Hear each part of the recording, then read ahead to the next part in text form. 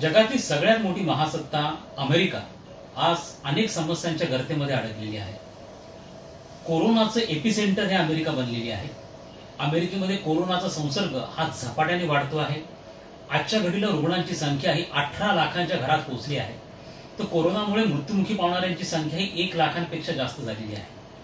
अमेरिकेच्या अडचणी आता आणखीन वाढत आहेत आणि त्यासाठी एक महत्त्वाचं कारण घडलेलं आहे, ते म्हणजे अमेरिकेमध्ये उसळलेल्या दंगली। आज अमेरिकेतल्या जवळपास सर्वच मोठ्या शहरांमध्ये या दंगलींचा फटका हा अमेरिकेला बसलेला आहे। या दंगलींची तीव्रता आणि गांभीर्य एवढं मोठं आहे की राष्ट्राध्यक्ष डोनाल्ड ट्रम्प यांना 2 दिवसांपूर्वी आपलं व्हाईट हाऊस सोडून बंकर्समध्ये लपून बसावं लागलं। एवढंच नाही तर इतिहासात, अमेरिकेच्या इतिहासात पहिल्यांदा व्हाईट हाऊसचे संपूर्ण लाईट्स हे विझवण्यात आले, अंधार करण्यात आला, कारण इतकी प्रचंड तीव्रता वॉशिंग्टन डीसी मध्ये, अमेरिकेच्या राजधानीमध्ये या संपूर्ण दंगलींची होती, या संपूर्ण उठावांची आणि संघर्षाची होती। नेमका कसला आहे हा उठाव, कसल्या आहेत या दंगली? फार मोठ्या प्रमाणावरती अमेरिकेमध्ये सध्या लुटमार होत आहे।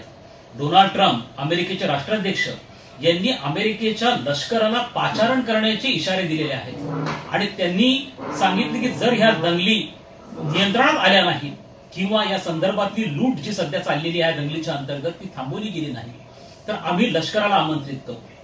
हे दंगलींचं मुख्य कारण आहे ते म्हणजे अमेरिकेमध्ये एक कृष्णवर्णीय जॉर्ज फ्लॉइड याची ज्या निर्घुण पद्धतीने हत्या करण्यात आली, या हत्येमुळे या संपूर्ण दंगली या अमेरिकेमध्ये उसळलेल्या आहेत। अमेरिकेमधलं एक राज्य ज्याचं नाव आहे मिनिसोटा, त्या मिनिसोटा मधलं एक शहर मिनियापोलिस नावाचं, या शहरामध्ये एक कृष्णवर्णीय ज्याचं नाव आहे जॉर्ज फ्लॉइड हा व्यक्ती सिगरेट घेण्यासाठी एका दुकानामध्ये जातो आणि सिगरेट घेतल्यानंतर त्याला $20चं एक नकली नोट त्या दुकानदाराला देतो। तो दुकानदार पोलिसांना इन्फॉर्म करतो आणि पोलीस हे जॉर्ज फ्लॉइडला अटक करतात। हे अटक केल्यानंतर त्यामधनं जॉर्ज फ्लॉइड हा सुटण्याचा प्रयत्न करतो आणि त्याच वेळेला पोलीस त्याला नेस्तनाबूत करण्यासाठी खाली पाडतात आणि त्यामधला एक श्वेत पोलीस, व्हाईट पोलीस हा त्याच्या मानेवरती आपला गुडघा ठेवतो आणि तो गुडघा त्याने 8 मिनिटं हा कंटिन्युअसली सातत्याने ठेवला। त्या काळामध्ये जॉर्ज फ्लॉइड हा सारखा ओरडत होता की मला श्वास घेता येत नाहीये, मला श्वास घेता येत नाहीये, आणि असं असतानाही त्यांनी तो गुडघा काढला नाही आणि 8 मिनिटांनंतर जॉर्ज फ्लॉइड याच्यामध्ये दुर्दैवी मृत्यू झाला।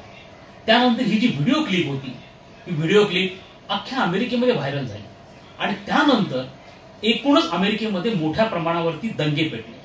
पहिल्यांदा हे दंगे मिनिसोटा राज्यामध्ये झाले आणि त्याच्यानंतर त्याचं लोण आता अमेरिकेतल्या अर्ध्याहून जास्त राज्यांमध्ये पसरलेलं आहे। मोठ्या प्रमाणावरती लूटमार झालेली आहे आणि त्यावेळेला ज्या वेळेला हे दंगे सुरू झाले त्यावेळेला डोनाल्ड ट्रम्प राष्ट्राध्यक्ष यांची जी प्रतिक्रिया होती ती आगीमध्ये तेल टाकणारी होती।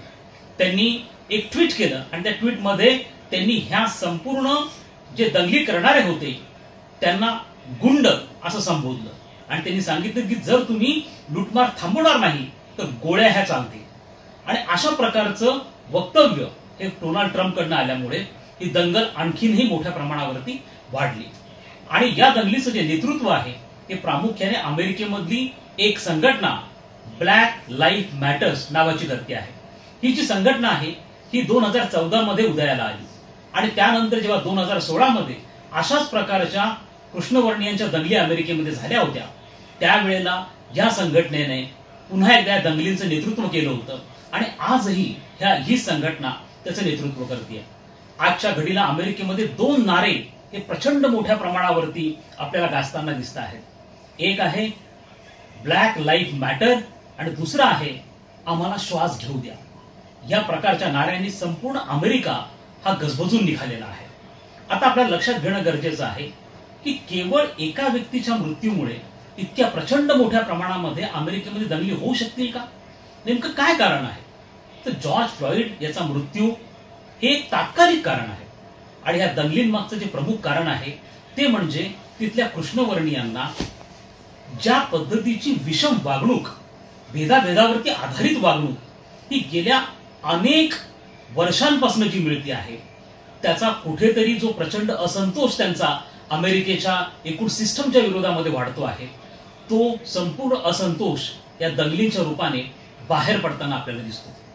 त्यामुळे हा जो असंतोष आहे हा काही गेल्या काही वर्षातला नाही आहे, हा असंतोष गेल्या 400 वर्षांमधला आहे. या असंतोषाची सुरुवात जी होती ती 1619 मध्ये होती. 1619 मध्ये ज्या वेळेला आफ्रिकेमधनं गुलाम म्हणून काही लोकांना अमेरिकेमध्ये आणलं गेलं, अमेरिकेमध्ये शेतीवरती काम करण्यासाठी या आफ्रिकन लोकांना आणलं गेलं आणि त्यानंतर 200 वर्ष अमेरिकेमध्ये गुलामगिरीची जी प्रथा होती ती चालू होती. त्यानंतर याच गुलामगिरीच्या प्रथेवरनं ती बंद करण्यासाठी म्हणून अमेरिकेमध्ये यादवी युद्ध झालं 1860च्या दशकामध्ये आणि त्यानंतर 1867 मध्ये म्हणजे आजपासून 152 वर्षपूर्वी अमेरिकेमध्ये एक कायदा करून गुलामगिरीची प्रथा ही नष्ट करण्यात आली आणि त्याचप्रमाणे हे जे आफ्रिकन अमेरिकन्स आहेत त्यांना नागरिकत्व देण्यात आलं. परंतु त्यांचं जे नागरिकत्व होतं हे सेकंड ग्रेडचं नागरिकत्व होतं. त्यांना केवळ नागरिकत्व नावापुरतं दिलं गेलं, परंतु नागरिकत्वाबरोबर आवश्यक असणारे जे अधिकार होते, मग ते नागरी अधिकार असतील, राजकीय अधिकार असतील, आर्थिक अधिकार असतील, अशा कोणतेही अधिकार त्यांना दिले गेले नाही आणि त्यांना त्यापासून वंचित ठेवण्यात आलं. त्यामुळे 20व्या शतकामध्ये, विशेष करून 20व्या शतकाच्या उत्तरार्धामध्ये दुसऱ्या महायुद्धानंतर अमेरिकेमध्ये मोठ्या प्रमाणावरती याच आफ्रिकन अमेरिकनच्या अधिकारांसाठी मोठ्या प्रमाणावरती नागरी चळवळी झाल्या, ज्यांना सिव्हिल राईट्स मुवमेंट्स असं म्हणतात. आणि यांचं नेतृत्व जे होतं ते मार्टिन ल्युथर किंग ज्युनियर यांनी केलेलं होतं. मार्टिन ल्युथर किंग ज्युनियर हे महात्मा गांधींना आपले गुरु मानायचे, त्यांचा अहिंसेवरती विश्वास होता. परंतु असं असतानाही मार्टिन ल्युथर किंगनी एक महत्वाचं वक्तव्य केलेलं होतं आणि ते वक्तव्य असं होतं की ज्या लोकांवरती अन्याय होतो आहे, अत्याचार होतो आहे, ज्या लोकांना विषमतेची वागणूक दिली जाते आहे, अशा लोकांचा आवाज जर ऐकला गेला नाही तर त्यांना दंगली करण्याशिवाय, शस्त्र हाती घेण्याशिवाय पर्याय नसतो. आणि आज आपल्याला अशाच प्रकारची परिस्थिती अमेरिकेमध्ये दिसून येते आहे. या कृष्णवर्णीयांचा आवाज हा कुठेतरी अमेरिकेच्या सरकारपर्यंत पोहोचत नाहीये. त्यामुळे मोठ्या प्रमाणावरती या दंगली ह्या तिथं व्हायला लागलेल्या आहेत. विशेष म्हणजे या दंगलींमध्ये केवळ कृष्णवर्णीय समाविष्ट नाही आहेत, त्या दंगलींमध्ये मोठ्या प्रमाणावरती एशियन समाविष्ट आहे, अरब आहे, तरुण आहे, महिला आहेत. आणि आता ही चळवळ जी आहे ती संपूर्ण अमेरिकेमध्ये आपल्याला पसरताना दिसते आहे. कृष्णवर्णीय जे अमेरिकेमध्ये जर लोकसंख्येच्या दृष्टिकोनातून विचार केला तर त्यांचं प्रमाण हे 12% एवढं येतं. आज अमेरिकेमधला तिसरा सगळ्यात मोठा वंशिक गट म्हणून या कृष्णवर्णीयांकडे पाहिलं जातं. परंतु त्यांना ज्या पद्धतीची वागणूक दिली जाते आहे ती अत्यंत निकृष्ट दर्जाची आहे. आजही बहुतेक किंवा बहुसंख्य कृष्णवर्णीयांच्या ज्या वस्त्या आहेत त्या मोठ्या शहरांमध्ये म्हणजे न्यूयॉर्क असेल, वॉशिंग्टन असेल, या शहरांच्या बाहेर ज्या ठिकाणी अनेक मोठमोठ्या झोपडपट्ट्या आहेत, या झोपडपट्ट्यांना तिथं घेटोज असं म्हटलं जातं. या घेटोज मधनं या कृष्णवर्णीय जे आहेत त्यांच्या मोठ्या प्रमाणावरती वस्त्या आहेत किंवा त्यांचं तिथं वास्तव्य आहे.